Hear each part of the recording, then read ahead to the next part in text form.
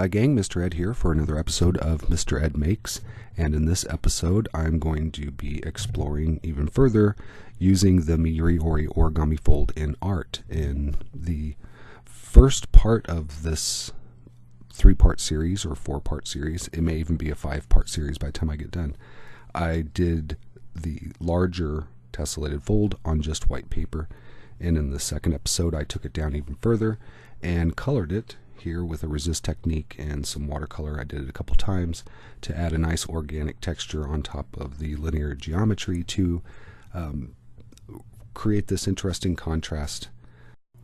So I want to show a couple ways of making background texture, and one of the first ways is using a piece of carbon paper, and use some copy paper and you make a carbon paper sandwich. And I pinched the center to grab all those sheets together and then kind of methodically scrunch it together so I can produce some interesting creases that are going to be marked with the carbon paper. And if you haven't seen this done before and you're really excited to see what the end result is, it's not as dramatic as you might expect, so don't get real excited. But it is really cool. And the effect works best when you can completely flatten out the paper and take out all of the relief. I'm squeezing the paper as hard as I can and carefully take it apart. I'm trying not to press it really hard when I take it apart because I want to put a fingerprint on the paper. And here's the end result. You can see it's really subtle, kind of, because the paper creases on the meridians of those markings, so it's almost imperceptible with the relief and the shadow. But I wanted the relief there because I wanted the organic creases of the background to work against the linear creases of the foreground appliance. And then when you mix the organic color texture, it all just makes for an interesting combination for the viewer to study. Here I took some close-ups, and just the photography of these two pieces of paper I find to be really interesting and kind of compelling. And later on I actually do some photography with it, and I'll show you some highlights from that. So to take this background piece to elevate it even further, you can add some glue and use a little bit of water and spread that out, and it's going to form a resist layer. And when you apply a wash of watercolor, it is going to do its thing. The untouched paper is going to get darker, and the touched paper is going to be a couple to 3-4 shades lighter. It'll be really discernible, but not stark. So I kind of like to use the glue. The color will actually migrate through the back of the page and under the glue. I don't know if that makes any sense, but so it gets shaded some, and that's why I like using glue over a actual resist material that you can get.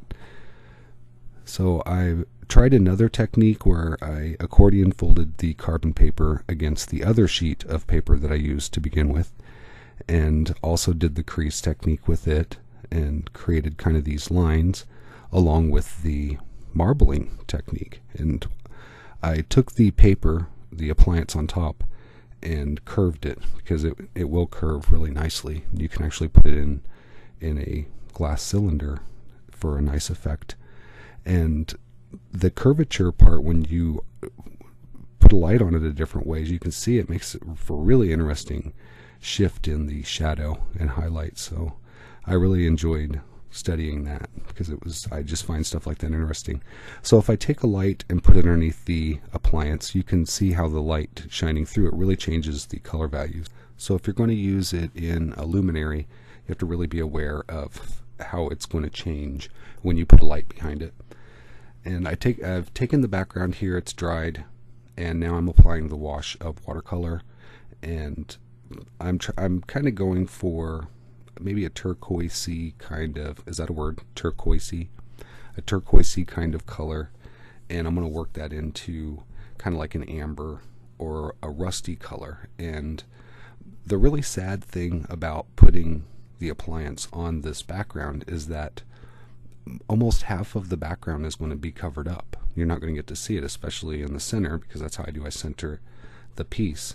So even so, I still work through the entire background as though nothing was going to be there. And if you just try to just do the parts that are going to be visible, it's not going to, you can kind of tell. So I've kind of taken to doing it, covering the whole thing and just not even worrying about what's going to get covered up.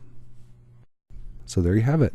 We have our colored background, textured background, with our highly organized tessellated pattern on the front, and the two together make for an interesting partnership.